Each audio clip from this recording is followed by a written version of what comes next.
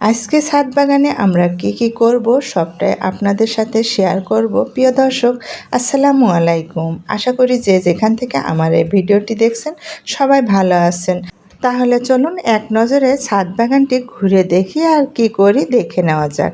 আজকে ছাদ বাগানে এসে দেখি সবজির চারাগুলো অনেকটা বড় হয়ে গেছে। চারা থেকে বড় হয়ে সবজি ধরতে বেশি দিন সময় লাগে না। চারাগুলো দেখুন কতটা সুন্দর সতেজ হয়েছে।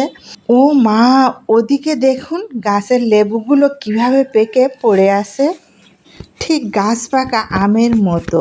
কিছুক্ষণ ছোটবেলার মধুর স্মৃতি মনে পড়ে গেল। আচ্ছা, ছোটবেলার আমার মতো কি আপনিও আম কুড়াতেন? কমেন্টে বলে যাবেন। অনেকগুলো পাকা লেবু আমি উঠিয়ে নিলাম। এবার দেখে নিয়ে যাক কী সবজি হারভেস্ট করা যায়। তো প্রথমে আমি ধুন্দুল তুলতে চলে আসলাম।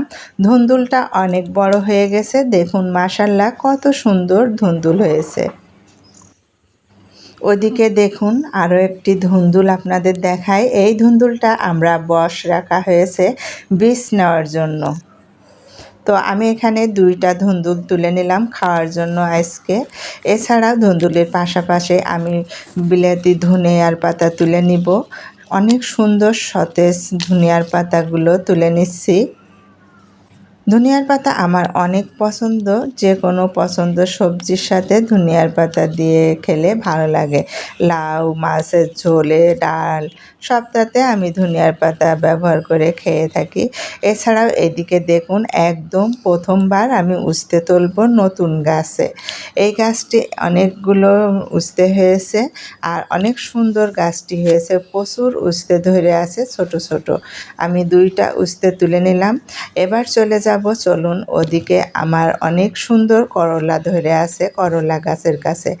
তো দেখুন করলাগুলো অনেক বড় বড় হয়ে গেছে, এখন হারভেস্ট করে নিচ্ছি। নতুন গাছের উস্তে আজ প্রথমবার হারভেস্ট করতে আমার অনেক ভালো লেগেছে। অনেক বড় হয়ে গেছে, কিছু তুলে নিব। আচ্ছা, এখন বড় চিন্তায় পড়ে গেলাম, এখন কিভাবে রান্না করলে ভালো লাগবে আপনারা বলেন তো কিভাবে রান্না করব। তো দেখতেই পারছেন অনেকগুলো লেবু, করলা, উস্তে, ধুন্দুল তুলে নেওয়া হয়েছে। এছাড়াও সাথে আছে ধনিয়ার পাতা।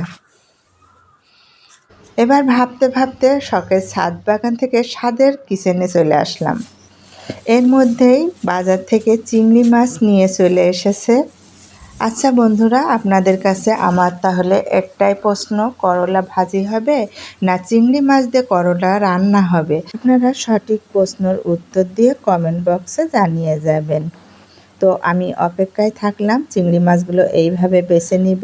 ভিডিওটি আর বড় করব না, সবাই ভালো থাকবেন। সম্পূর্ণ ভিডিওটি যদি দেখে ভালো লাগে একটি লাইক কমেন্ট করে যাবেন আর অন্যকে দেখার সুযোগ করে দিবেন, যে বারান্দায় বা ছাদ বাগান করে সবজি লাগিয়ে খেতে পারেন এইভাবে।